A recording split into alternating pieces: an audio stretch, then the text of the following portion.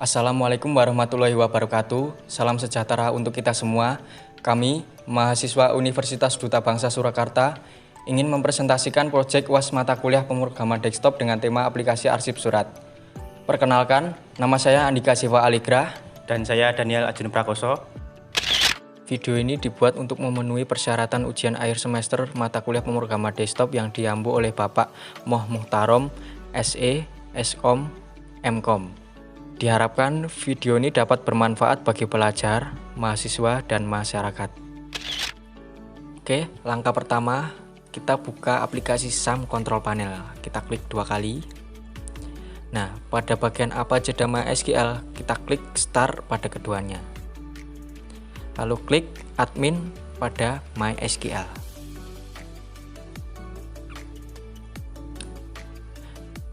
Maka akan langsung tertuju ke localhost PHP MyAdmin. Kita buat database baru. Kita isikan namanya, misal kita isikan DB arsip surat. Kita klik baru. Berhubung saya sudah buat, kita klik saja DB arsip surat. Di sini kita sudah membuat 4 tabel. Yang pertama ada tabel login, kedua ada tabel surat masuk, ketiga surat keluar, dan yang terakhir ada tabel arsip surat. Kita klik login, kita klik struktur pada bagian atas. Nah, pada bagian pertama kita kasihkan username yang sebagai primary key. Di sini jenis dan isiannya kita isikan varchar 10. Yang kedua ada password. Di jenis dan isiannya kita isikan varchar 10. Yang kedua, tabel surat masuk. Kita klik struktur lagi. Di sini yang pertama ada IDSM sebagai primary key. Dengan jenis dan isiannya varchar 10. Yang kedua ada kode SM, jenis dan isiannya varchar 10. Yang ketiga ada no surat, jenis dan isiannya varchar 10 juga. Yang keempat ada tanggal surat. Nah, di sini kita pilih jenisnya date. Yang kelima ada pengirim. Sini kita isikan varchar 20. Yang keenam ada perihal. Kita isikan varchar 50. Yang ketiga kita pilih tabel surat keluar. Kita klik struktur pada bagian atas. Yang pertama kita isikan ID SK sebagai primary key. Jenis dan isiannya varchar 10. Yang kedua ada kode SK, isinya varchar 20. Yang ketiga ada no surat, varchar 20. Yang keempat ada tanggal surat. Di sini kita isikan date. Yang kelima ada perihal. Di sini kita isikan varchar 100.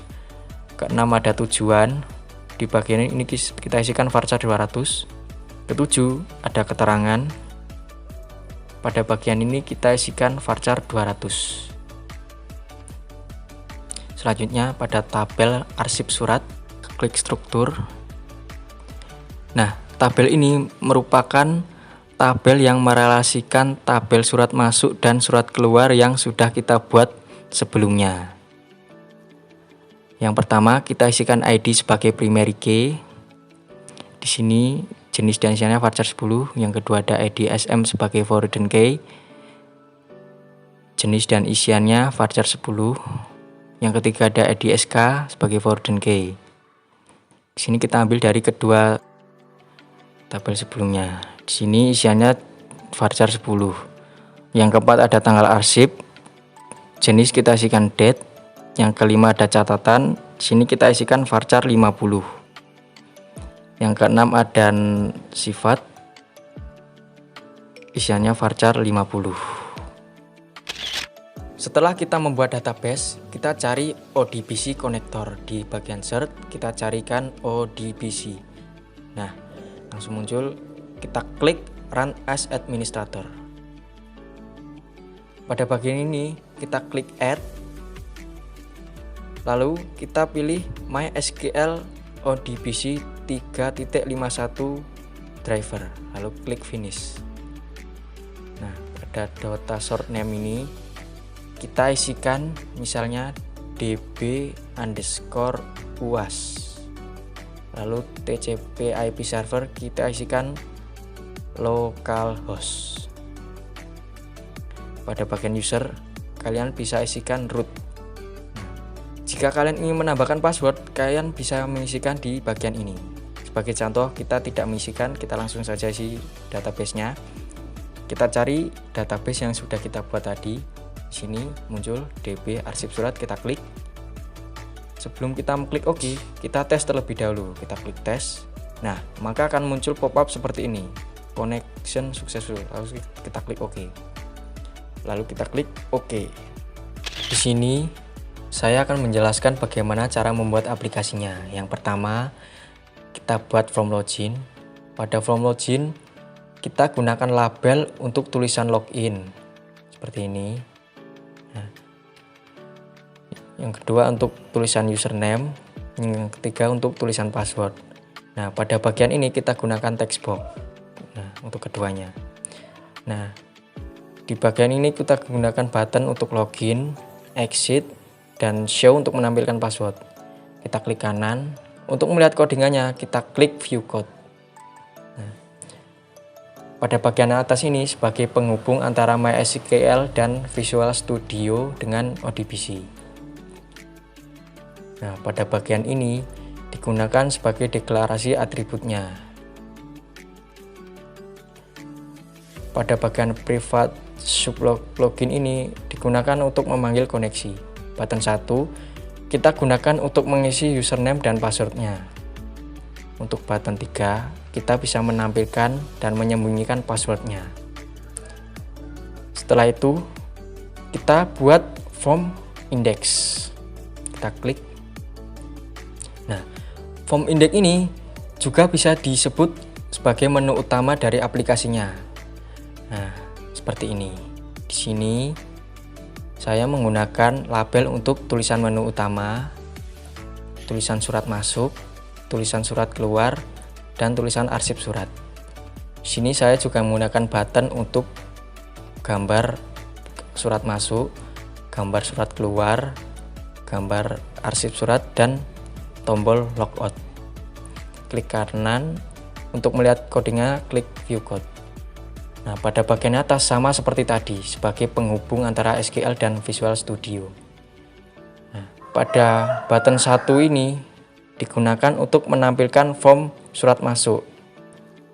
Yang kedua, button 2 untuk menampilkan form surat keluar. Button 3 digunakan untuk menampilkan form arsip. Nah, pada button 4 ini digunakan untuk form logout atau kembali ke form login. Oke, setelah selesai membuat form index, langsung saja kita lanjut ke form SM atau surat masuk. Kita klik.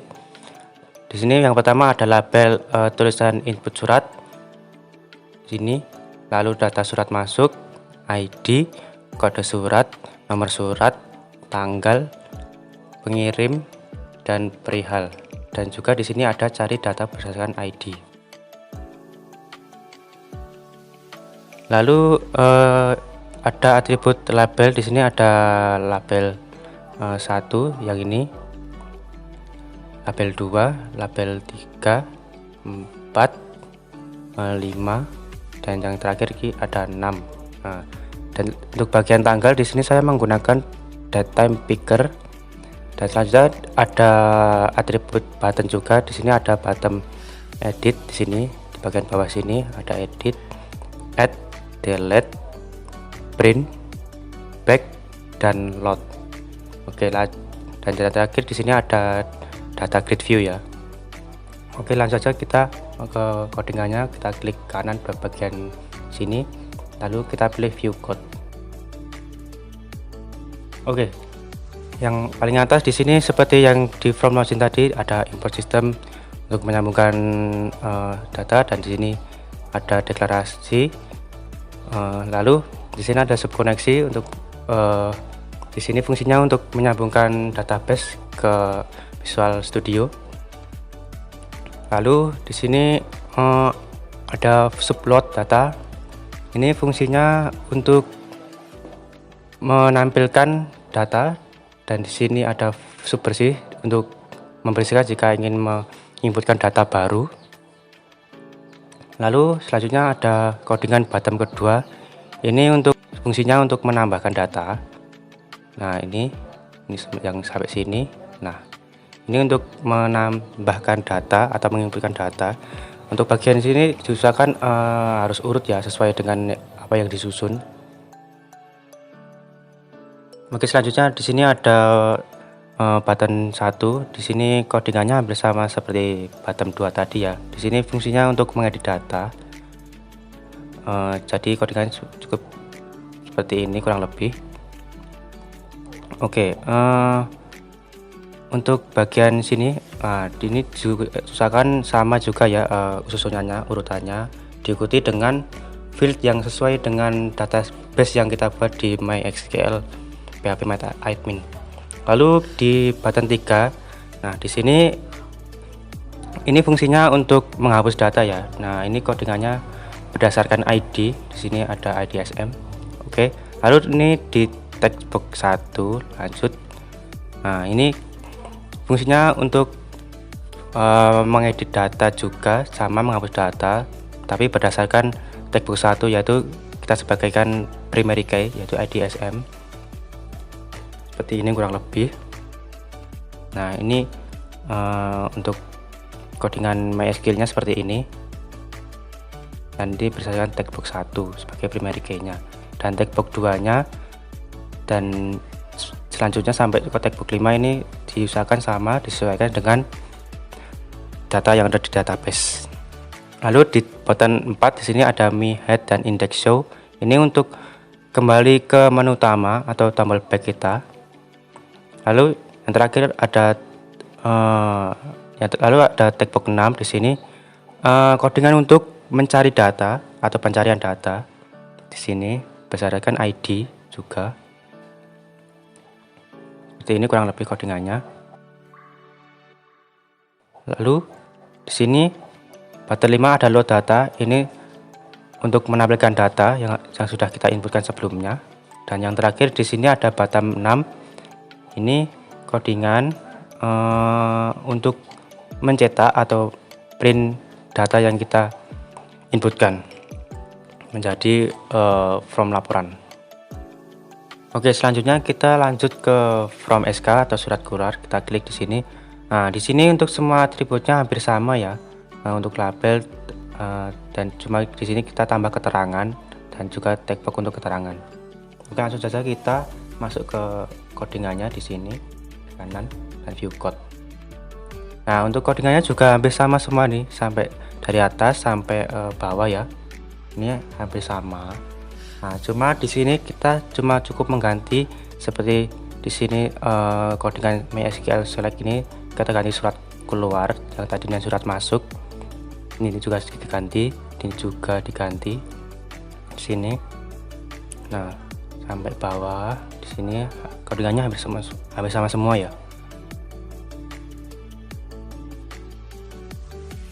Nah, perlu diperhatikan juga. Nah, di bagian sini surat keluarnya, nah ini diganti juga. Itu untuk item fieldnya juga, ini kolom-kolomnya diusahakan dicek harus sama seperti di tabel surat keluar. Ini diganti. Dan juga ini fieldnya dari kode SM menjadi kode SK, nama surat, tanggal surat, perihal, tujuan dan keterangan. Nah, di sini harus sama. Nah, di sini juga diganti surat keluar menjadi surat keluar. Nah, ID-nya ini juga dari IDSM menjadi IDSK. Nah, di sini juga di bottom 6 ini diusahakan sama fieldnya seperti di database. Nah, kita langsung aja lanjut ke from arsip. Kita klik di sini. Nah, di sini untuk atributnya kita ada label untuk data arsip surat, untuk judul. Nah, lalu ada IDSM, pengirim. Nah, ini untuk atribut perihal, IDSK, atributnya ada tanggal, perihal, tujuan, ID. Nah, ini untuk ID untuk seperti primary key, dan tanggal, catatan, dan sifat. Nah, di sini juga ada cari data berdasarkan ID arsip seperti sebelumnya. Nah, untuk Di sini ada combo box 1. Nah, ini relasi dari from master kita dari surat masuk, dan di sini juga combo box 2 dari SK, dari from SK. Ini untuk atributnya. Di sini ada combo box untuk pengirim, dan juga ini combo box untuk perihal. Di sini juga sama combo box untuk atribut tanggal, perihal, dan tujuan untuk textbooknya. Nah, lanjut di sini ada textbook juga untuk ID, catatan, dan sifat. Lanjut kita untuk tanggalnya kita pakai datetime picker. Nah, di sini saya pakai datetime picker, dan ini untuk data gridnya kita harus pakai data grid. Dan ini juga untuk textbook juga untuk pencarian datanya. Lalu kita tabelnya atau bottomnya ini saya ada add, delete, back, dan print di sini, dan ini untuk data grid view-nya ini. Lalu kita langsung lanjut ke codingannya. Nah, ini untuk biasa seperti tadi, untuk importnya sama, dim-nya ini sama, ada subkoneksi juga untuk penyambungan, dan subplot untuk menampilkan datanya. Dan di sini ada subbersih untuk membersihkan data jika ingin menginputkan data baru. Dan ini subplot SM untuk memanggil data dari from master SM. Seperti ini codingannya. Lalu di subplot SK juga sama untuk memanggil data dari from master SK. Lalu ini sub private from arsip, ini ada load datanya kita panggil. Untuk pertama ini ada combo box 1, codingannya seperti ini. Nah, ini untuk memanggil atributnya. Nanti jika kita pilih dari combo box akan terisi otomatis berdasarkan ID SM atau ID-nya.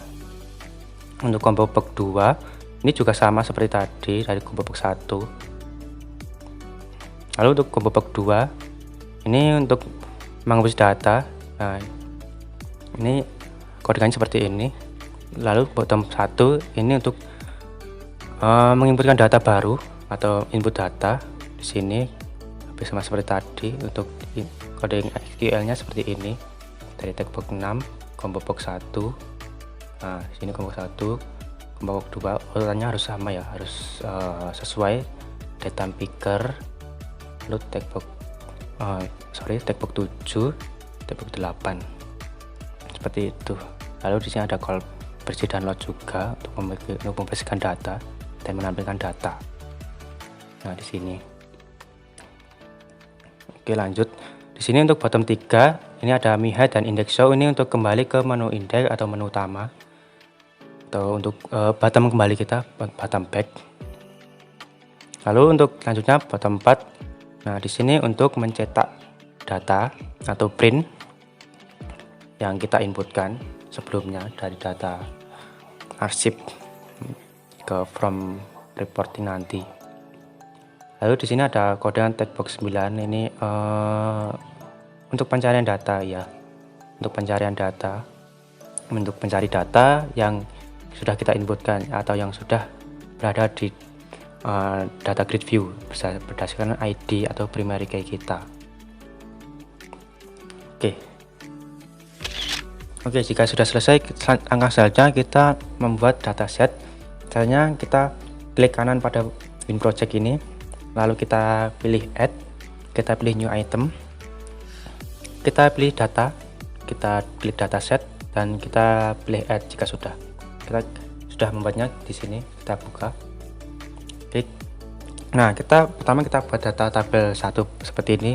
Untuk isinya kita usahakan sama seperti data seperti field yang ada pada database yang ada di PHP My Admin ya. Nah, caranya untuk membuatnya kita klik kanan, klik add, dan kita pilih data tabel. Dan nanti akan kita menginputkan data seperti ini. Nah, jika sudah, kita lanjut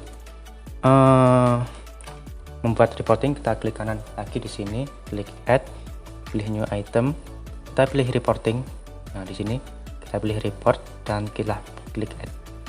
Nah, di sini kita bisa membuatnya juga. Kita pilih reportingnya, kita buka. Nah, di sini ada seperti tabel ini dan juga textbox di sini. Nah, cara membuatnya kita klik kanan, kita pilih insert. Nah, untuk tabelnya kita pilih tabel, untuk textboxnya kita pilih textbox. Nah, untuk cara menginputkan datanya kita di sini ada, ini ada tombol di sini. Kita klik ini dan kita bisa pilih di sini dataset yang sudah kita sambungkan tadi. Jika sudah, kita langsung membuat from reportnya. Kita klik di sini, klik add lagi, new item, kita pilih common item, kita pilih Windows from dan kita pilih add. Nah, kita sudah membuatnya. Kita buka from reportnya di sini. Nah, ini from SM. Nah, di sini ada reporting view ya, report view di sini.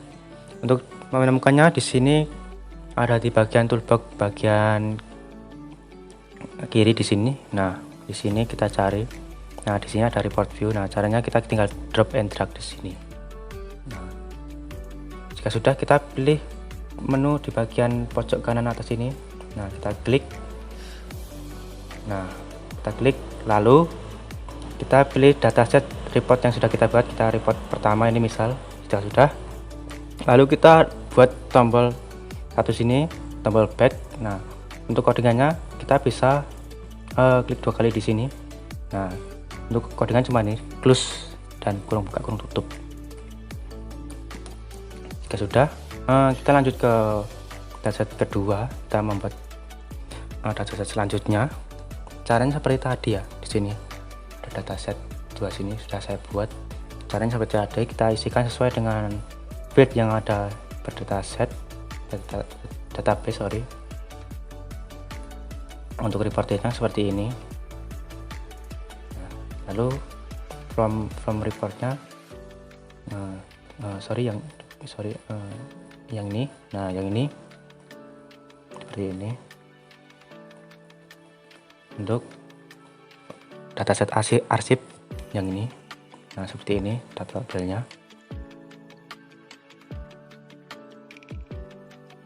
Lalu untuk reportnya, nah untuk reportnya seperti ini, dan from reportnya seperti ini, hampir sama semua. Untuk diperhatikan, jangan lupa ditambahkan tombol back untuk kembali ke menu atau from yang sudah from inputan. Di sini kami akan mendemonstrasikan aplikasinya. Pertama, kita klik start debugging atau di keyboard ketikkan F5. Kita klik. Nah, kita minimize terlebih dahulu. Bagaimana cara mengetahui username dan passwordnya? Pertama, kita buka PHP My Admin-nya. Nah, di sini username kami isikan admin dan passwordnya kami isikan project UAS. Oke, kita akan isikan seperti datanya admin.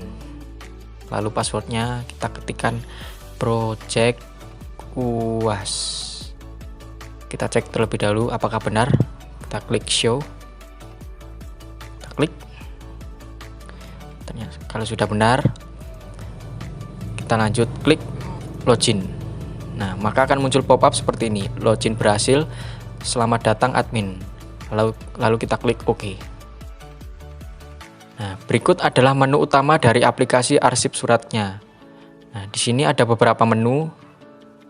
Yang pertama ada surat masuk, ada surat keluar, dan terakhir ada arsip surat.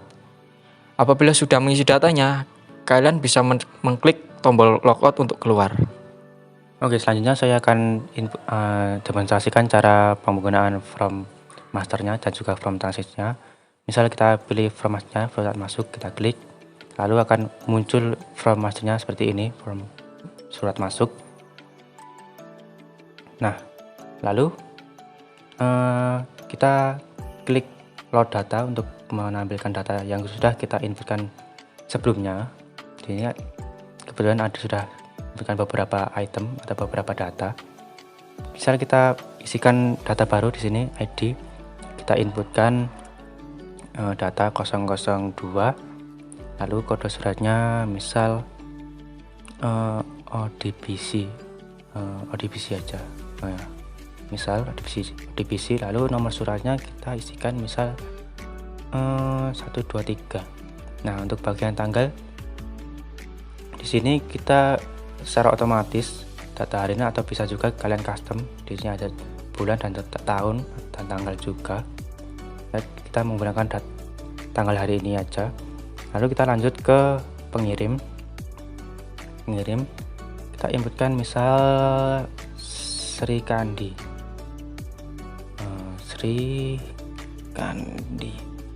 Nah, lanjut kita perihal misal rapat. Nah, jika sudah, langsung kita klik add. Kita klik add dan akan muncul message box seperti ini, data berhasil ditambahkan.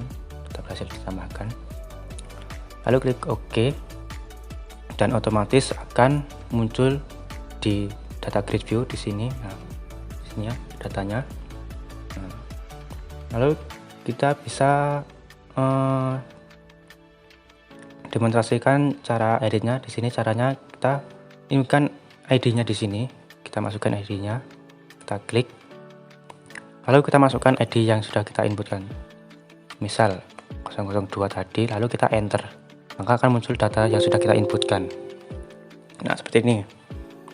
Nah, kode surat sih ada ODBC, ada satu nomor suratnya juga sesuai, tanggalnya, nama, perihal. Misal kita akan merubah rapatnya dalam perihal ini menjadi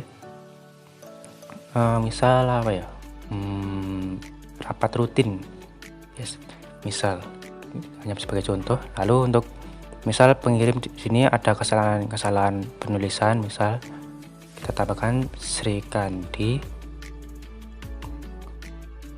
Putri, misal Putri. Lalu bisa kita pilih, langsung aja kita klik edit, button edit di sini. Nah, akan muncul message box seperti ini, data berhasil diedit. Nah, kita klik OK dan kita cek data apakah datanya berubah. Di sini untuk nama sudah berubah, untuk perihal dan juga pengirim namanya sudah berubah. Lalu kita coba menghapus data.